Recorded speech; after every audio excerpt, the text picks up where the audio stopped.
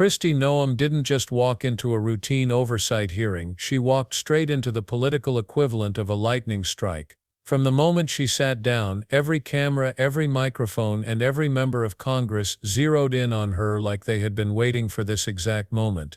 And within seconds the room shifted, the tone shifted, and the accusations began pouring in so fast and so sharply that even seasoned watchers of these hearings felt their breath catch. Because what happened next wasn't a debate or a disagreement or even a tense exchange, it was a dismantling. Thompson for his opening statement. Thank you very much, Mr. Chairman. And before I start, let me welcome Mr. Van Epps to the committee. Mr. Chairman, thank you for getting the Secretary of Homeland Security and National Counterterrorism Center Director here today. Your predecessor couldn't seem to get that done, and I appreciate your commitment to holding this hearing. Each day, we've had more examples of Republicans abdicating their constitutional oversight responsibilities. Fortunately, unlike other chairs in this body, it appears that if you are serious about this committee work being done, and I compliment you for that. As I look at the witnesses table, though, I can't help but notice that FBI Director Kash Patel isn't here with Secretary Noem and Director Kent. I'd also say that we have just been provided Secretary Noem's testimony. I've been on the committee since its inception, and I've never had the rules violated where we couldn't get testimony so members of the committee could look at it until today. Today's hearing is supposed to be one of the most important exercises of this committee's oversight jurisdiction. Each year, we hear from the Secretary of Homeland Security, the Director of National Counterterrorism Center, and the Director of the Federal Bureau of Investigation, who is nowhere to be seen today.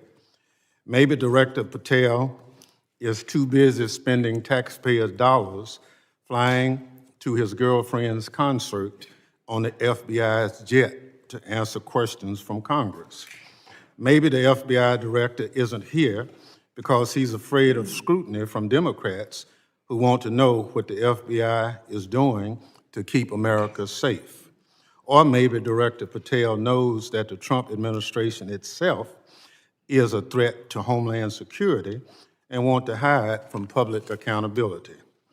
On the other hand, Director Kent is here, which is good because we have questions for him about NCTC's work, as well as his comments about the January 6th insurrectionists he called, and I quote, political prisoners, unquote, who deserve to be pardoned.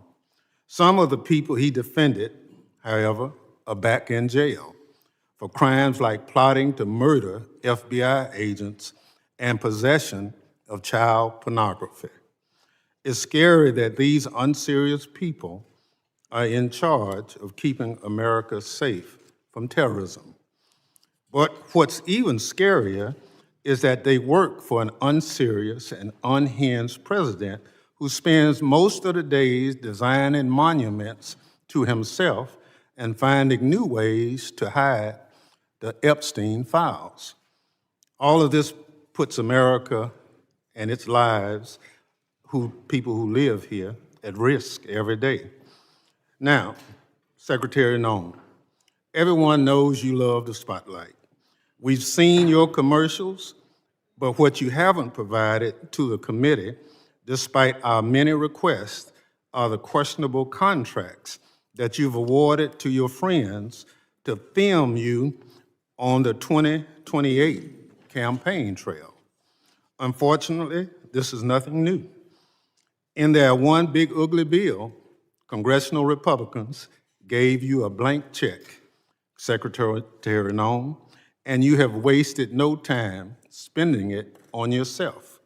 Instead of deploying Homeland Security grants to protect churches and synagogues from terrorism, you handed your friends a $220 million contract so they could follow you around the country with a camera.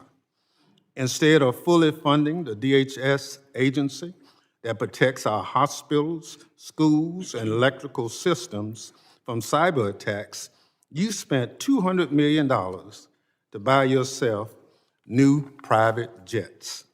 And instead of paying your way like the rest of us, you're living rent-free in a taxpayer-owned property that is supposed to be reserved for military leaders.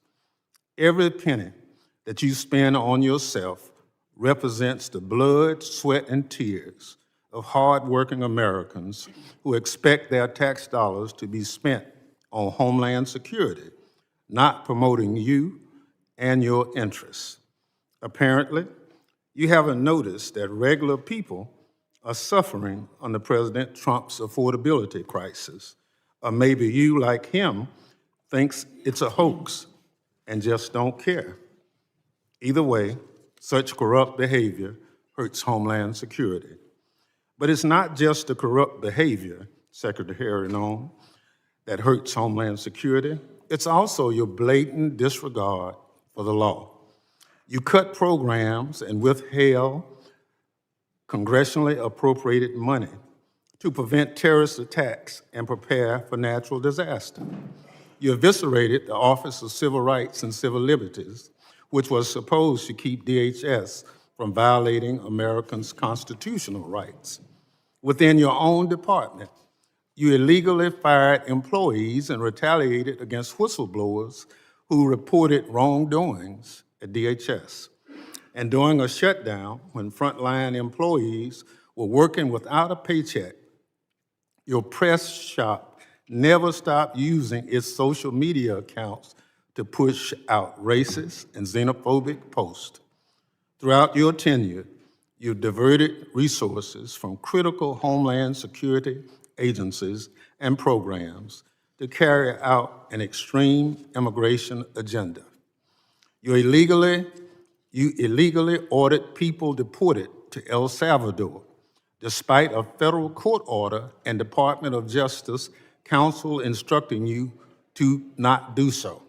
You illegally ignored a federal court order and shipped people off to South Sudan without due process. You are illegally blocking members of Congress from conducting oversight of ICE detention facilities, even though federal law demands that we have access. In the process of carrying out this extreme agenda, at your direction, DHS has terrorized, beaten, and detained hundreds, if not thousands, of American citizens. At your direction, DHS has illegally detained and deported American citizens, including U.S. citizen children with cancer. At your direction, DHS has illegally gassed, pepper sprayed, and put their knees on the necks of Americans, including military veterans and clergy. At your direction, DHS has illegally tackled, beat up, and humiliated United States citizens, including senior citizens. At your direction, DHS has illegally tased, maced, punched, and even shot Americans. Black and brown Americans, in particular, have been racially profiled, detained, and locked up, and sometimes with tragic consequences. It's just one awful incident. A pregnant U.S. citizen was reportedly thrown to the ground, kicked, and left in handcuffs for hours after immigration officers did not believe that she was an American. She later lost a baby. You cannot enforce the law by breaking the law, Secretary Noem. That's not how justice works. It's not right, and it's un-American. And when Congress tries to carry out its constitutional oversight responsibilities to question you about your department actions, you hide, often with the help of congressional Republicans. Never in the history of the committee has a Secretary of Homeland Security hidden from congressional oversight like you and your department have, Secretary Noem. Our oversight letters to you go unanswered. You owe us by extending the millions of Americans who sent us to Congress as their representatives a response to over a dozen letters. Your predecessor came before this committee regularly under administrations of both parties, but under President Trump, you and other department officials have rarely shown their faces at committee hearings. In the first year of President Biden's term, his administration made 28 appearances before this committee. 28. Under President Trump, DHS officials have appeared only 3 hearings before this committee, just 3. You, Secretary Noem, have appeared before this committee just twice. That's fewer appearances than your predecessor, Secretary Alejandro Mayorkas, who Republicans lambasted for not coming before the committee more often. It's interesting how my colleagues on the other side are now. Secretary Noem, I'll give you one thing.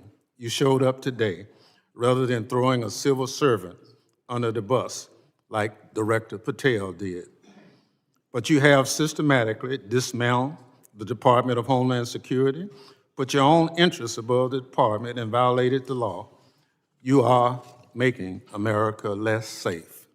So rather than sitting here and wasting your time and ours with more corruption, lies, and lawlessness, I call on you to resign.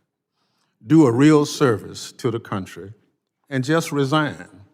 That is, if President Trump doesn't fire you first. I yield back. Gentleman yields back. Other members of the committee are reminded that A full-force confrontation aimed directly at the Secretary of Homeland Security, accusing her of breaking the law, abusing her authority, and putting the country at risk. And before the first minute was over, one thing became painfully clear: Kristi Noem was facing the kind of political reckoning that cabinet officials hope they never experience, not even once in their careers.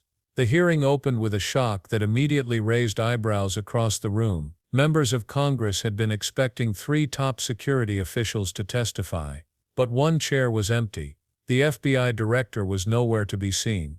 And while Noem sat at the witness table facing the committee head-on, the absence of the nation's top law enforcement official cast a shadow over the entire room. The questions came instantly. Why didn't he show up? Why was he missing from one of the most important oversight hearings of the year? The speculation spread quickly. Some whispered that reports had already claimed he'd been using government resources for personal flights. Others suggested he'd been dodging scrutiny for months. And while these rumors were unverified, the committee certainly didn't ignore them. They threw them right onto the table, pointing out the irony of a Homeland Security hearing missing one of the people responsible for national security. It set the stage for what was coming next. Because if the FBI director was trying to avoid tough questions, Kristi Noem wasn't getting that luxury. The committee wasted no time reminding her that this wasn't the first time there had been issues with transparency. They recapped a pattern that had become too noticeable to ignore: multiple oversight letters ignored, testimonies delayed, document requests brushed aside. For years, Congress had been asking the DHS secretary to cooperate with basic constitutional oversight. Yet the responses were inconsistent, incomplete, or missing entirely. And on this day they pointed out something that stung even more: this was only the second time she had appeared before the committee. For an agency this big, this powerful, and this critical to the lives of millions of people, that number hit differently. The committee contrasted it with previous administrations, with cabinet officials who showed up repeatedly, regardless of the political climate. The message was clear: oversight wasn't optional. And yet in their eyes, Kristi Noem had treated it like it was. But what sent the room into a deeper spiral was the sudden shift in focus from oversight to money. And not just any money. Taxpayer money. Security funds. Dollars meant to protect hospitals, schools, power grids, and churches. The committee began outlining financial decisions that sounded almost surreal. They accused Noem of directing a $220 million contract to her friends, money intended to protect the country but allegedly used to film her travels. They brought up the $200 million private jet purchase, highlighting that these weren't rumors or unverified claims, these were actual expenditures documented in public budgets. Then came the allegation that she had been living rent-free in a government-owned home reserved for military leaders. The details weren't just about waste, they were about priorities. Every dollar diverted toward personal promotion or comfort was one less dollar securing critical infrastructure. And for the committee, that wasn't incompetence. It was negligence. But they weren't done. Not even close. The witnesses shifted uncomfortably as the hearing took a darker turn. Congress moved from financial misuse to legal violations, accusing Noem of ignoring federal court orders. They alleged that her department deported individuals to countries where courts had specifically blocked removal. They said she had bypassed due process, placing vulnerable people on flights that judges had explicitly barred. They accused her of dismantling the Office of Civil Rights and Civil Liberties, a division created to protect constitutional rights inside DHS. And they claimed whistleblowers had been fired illegally, punished simply for reporting wrongdoing inside the department. The picture they painted was not one of bureaucratic error, it was one of deliberate action. A department operating outside its legal boundaries, answering more to political goals than constitutional obligations. Then came the most disturbing claims of all, the accusations that made the room fall silent. Congress alleged that under Noem's direction, DHS agents had detained, harmed, and mistreated U.S. citizens, not immigrants, not non-citizens, citizens. They laid out examples that were hard to listen to. Reports claimed agents had tackled, pepper-sprayed, tased, and even shot Americans during enforcement actions that didn't align with court standards. There were allegations of veterans being restrained with excessive force, clergy being pushed to the ground, elderly citizens being detained unlawfully. And then they mentioned one of the most heartbreaking reports, a pregnant U.S. citizen who was allegedly thrown to the ground, restrained for hours because officers didn't believe she was American. She later lost the baby. These claims were not presented as rare or isolated incidents. The committee said they reflected a culture of aggression created by policies that prioritize speed and optics over rights and humanity. They repeatedly clarified that many of these reports were under review, some under investigation, but the overall pattern was undeniable. Something had gone terribly wrong. And this led into one of the most serious warnings Congress has issued in years, the reminder that law enforcement authority is not limitless. The Constitution does not disappear because an agency wants efficiency. Due process is not a speed bump to go around. And the rule of law is not optional. It applies to everyone, even and especially the people in charge of enforcing it. The committee explained that when leaders ignore legal boundaries, enforcement stops being about safety and starts being about power. It becomes unpredictable. It becomes dangerous. And it erodes public trust faster than anything else. When communities no longer trust the people enforcing the law, cooperation collapses, tensions rise, and everyone, officers and civilians, becomes less safe. The hearing then zoomed out, connecting these allegations to something larger, a warning about what happens when public resources are misused. Funds meant for counterterrorism, cyber defense, and disaster response were allegedly diverted to things that offered no security benefit. Homes left unprotected, schools vulnerable, hospitals exposed. Committee emphasized that this wasn't a partisan issue, it wasn't left versus right, it wasn't ideology versus ideology, it was accountability versus a lack of accountability. Because when leaders start treating public dollars like personal funds, the entire system weakens. People paying the price aren't the ones in office, they're the families living with fewer protections, the neighborhoods lacking resources, the hospitals running with outdated systems. It's the public. As the hearing reached its climax, the tone dropped. The anger shifted into something colder, more deliberate. The committee chair leaned in and delivered a message that everyone in the room knew would follow Kristi Noem for the rest of her career. He said she had dismantled the Department of Homeland Security from the inside. He said she had prioritized self-promotion over national protection. He said she had violated the law and endangered the country. And then in one of the most dramatic closing moments of any hearing this year, he demanded her resignation, not hinted, not suggested, demanded it. He said she should step down immediately, that she should do a real service to the country and leave her position before more damage was done. And he added a final chilling line that if she didn't resign, she might be removed anyway. But the hearing didn't end with that demand. It ended with something much more sobering. A reality check about how democracy erodes, not through dramatic takeovers or sudden collapses, but through the quiet normalization of broken oversight, unchallenged authority, and ignored legal boundaries. The committee warned that ignoring these problems doesn't make them go away, it makes them stronger, and that staying silent only helps the people who benefit from the lack of accountability.